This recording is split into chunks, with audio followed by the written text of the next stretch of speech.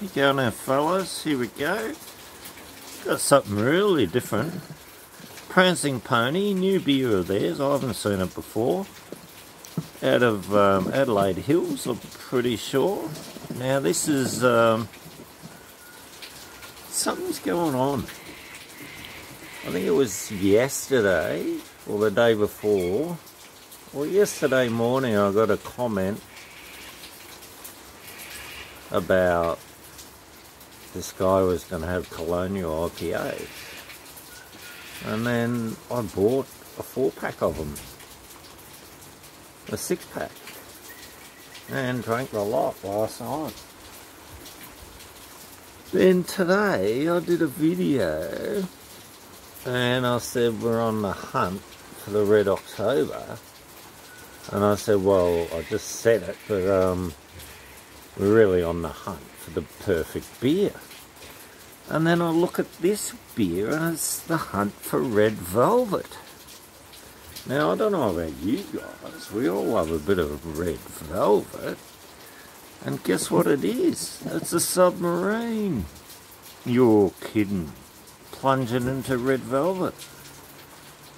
Gotta love that. 9.6%.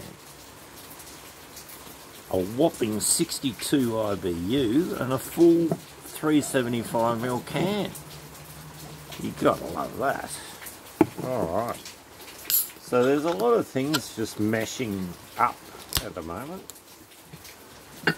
Messing up and meshing up.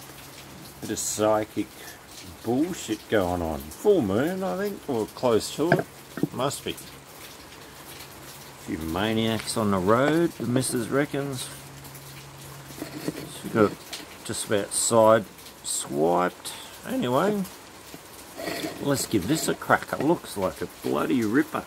Now, what I love about this company is they do a red, I think it's a red IPA. That is their best beer, or was their best beer. I'm hoping this is better. That's a bit stronger. I think the other one's about 6.7%, but it's delicious. But this is 9.6. Wow, I should have bought more. Cheers, guys. The hunt for the Red Velvet. That used to be #1 high up on my list. You're kidding.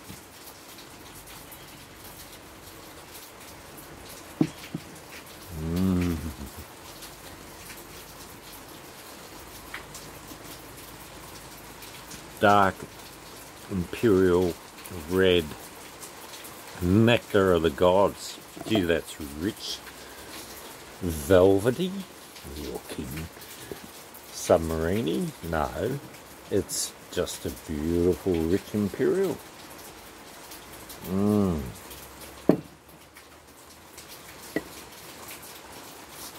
Oh wow, I'll do a Mark Williams. Oh wow, everything that's real good, you know, you gotta play up to it. I watched a video of his the other day where I think it was all the times he had bad food, and yeah, he was not doing many old wows. Developed for Gabs 2017. Touted as a long-range flying carpet propelled by a new top-secret fuel codenamed Black Forest Cake Liqueur, because that's what it tastes like. Awarded gold at the London International Beer Challenge.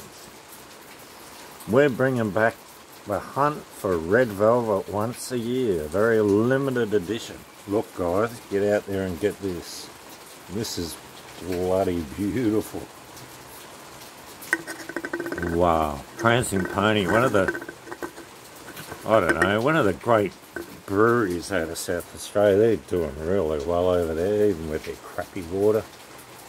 Not everywhere's got crappy water, but I've stayed there a few times, and you know, you wash your hair and it looks weird and tastes weird, it smells weird.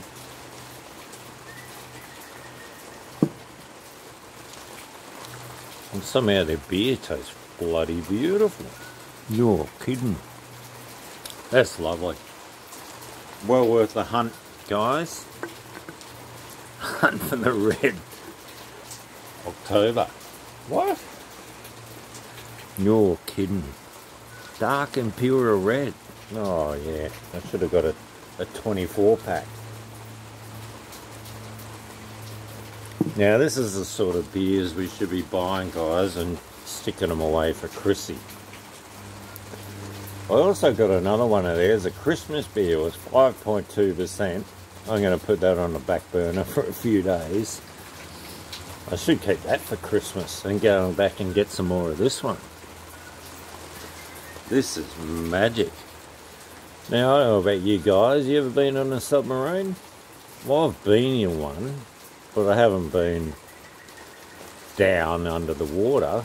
Just having a look at, you know, at the dock.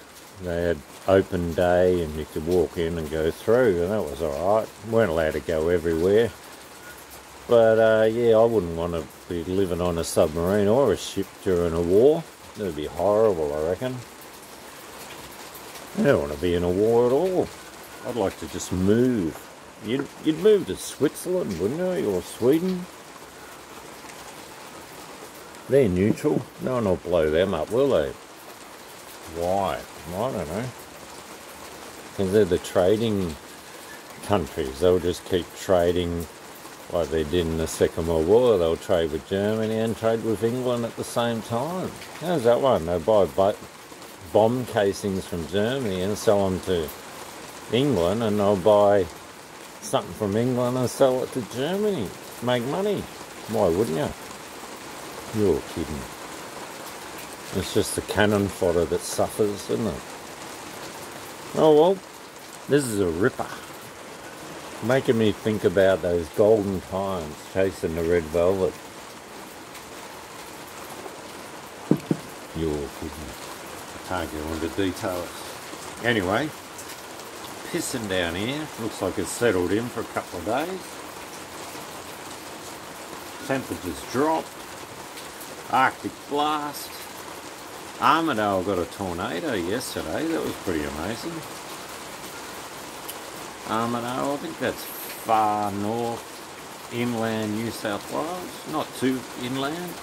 Been through it a few times. Bloody cold. New England Highway, I think they call it. Yeah, interesting. Oh well. Travel story? Well, I went up. We stopped at Armidale once to buy new shockers from my brother's car. He had air shockers, and because he crashed, one of them got a hole. The stick was stuck in there, and after, you know, a few hundred Ks, it punched it out, and we had no rear shocks. And the guys at Armidale, I think they said to us, oh yeah, it'll be $300 plus fitting. And I think back here it was like $140 for the air shocks, and you fit them yourself. My brother said, bugger that. I said, well, I know how to fix that. So I did the quick dodgy do on I cut the airline, and I heated up and squeezed it with the pliers, and we drove home with one shocker from Armidale. You're kidding. We made it. Nearly died. I come over a hill at 190 k's an hour, and there was a group of cows on the road. My brother was asleep, and I've hit the brakes really hard. He's woke up, and at the last second I went off the road at about 120, 30 k's an hour and around the cows and kept going. Bloody hell. Could have been dead that time as well. I've nearly died in cars about 1,000 times, I reckon. Well, not 1,000, maybe 500, but seems like 1,000. I used to get an adrenaline rush every day. So that's only 3 years, and I've got 1,000 near crashes. So yeah, no, at least 1,000 times I've nearly died in a car. One of the stories before, and going from Denver to Portland. Exactly the same thing. You know, times in Thailand, tropical, driving shitty motorbikes, shitty cars with crappy tyres, yeah, just skidding out of control towards rocks and the sea and cliffs, and just getting the shit together and getting our way from crashing somehow. Anyway, I'm getting off on this. The hunt for the red velvet. After the hunt for the red October, you're kidding. Everything's psychic, isn't it? Let go of everything, fellas. Stop thinking about things and just live as one with the world, and you become psychic. For some reason you can see the future, the past, and you're pretty well living in the present with no preconceptions. Alright, I don't know where I'm going with this. Going on off on a Buddhist rant. Why wouldn't you? With 9.6%, this is Imperial City. Go and get some, fellas. Limited release. I'm going to go and hunt more down. Hunt for the red October. It's October, isn't it? You're kidding. Everything's falling into place. Love you guys. Take care. Cheers.